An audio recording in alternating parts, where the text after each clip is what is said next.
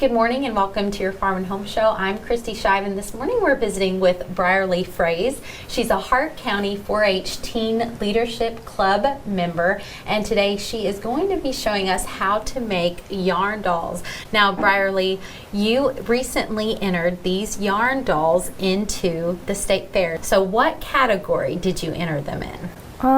It would go under Heritage Arts. Okay, and now tell me a little bit about why these would be the perfect item to enter in that category. They came from a time before people could get dolls at the store. They probably had to make dolls with materials that they had on hand, is that right? Yeah. So have you made all of these dolls right here in front of us? The majority of them. Okay. The others were made by my siblings. What you're going to do is you're going to take this yarn. Okay. It's going to be my body, this, and you're going to wrap it around. Okay, so we're going to start with the body first. Yep. Okay, so how many times do we wrap it around? I don't know. Really just until it's as thick as you want it to be. Okay.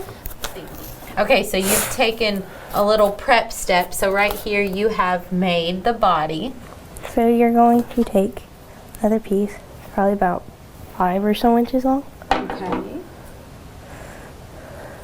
Take it through the middle. Okay. Here. You're going to get to the very top, and you are going to tie it at the top as tight as you can. Okay. Okay. So now you're going to cut the bottom off. Okay. So you can put the glue. Here. Kind of looks like a tassel. Okay, yeah. So you're going to take another piece about 5 inches long, and you're going to make the head. Okay. So you're going to tie it up at the top. Okay. You make it as tight as you can get again. Okay. So we want to leave enough space right here at the top so it looks like a head. Yep. Now you're going to make the arms. You do them like the same way. You just wrap it around the same piece of board the same way. So Briarlee did some steps, so she already had this piece done. But So if you wrap it around the side, you're going to wrap the arms around the side. Okay, gotcha. Okay, so these are the arms. Yep, this is the arm. Here you got to decide where's your head. My hair would be right here. I'm going to split it in half like this. And put the arms in between it, like that. Okay. Then you're going to take another piece and tie it around the waist. At this point, it could be both a boy or a girl. If you want it to be a boy, you just split the legs and tie them off. And there you have a boy, like this one. If you want it to be a girl, you can just leave it as a skirt. So you're just going to wrap your second color around it the same way. Okay. Once you have the hair tied on, you can pretty much do whatever you want with it. Okay. You leave it down, put it in a ponytail.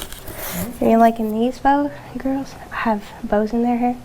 Oh, I see that. So I see you had the long hair and then you tied a little bow right in there. Yeah. Think about it, it only really takes about 5 minutes to do it. So when you get done wrapping it, you're going to cut it at the bottom. Okay. And you're going to slide it off again. Okay. So when you're going to take a piece of string, same length, same color of the hair, and you go through the head. Okay, go through the head. If you have trouble with this, you can also use scissors. Okay, so you want to make a little opening in the middle of the head. So you can use the scissors like they're pliers. Okay. Okay. You done that? So you're going to take it and tie it on top.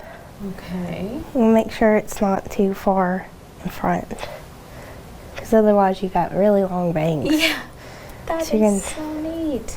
Tie it real tight.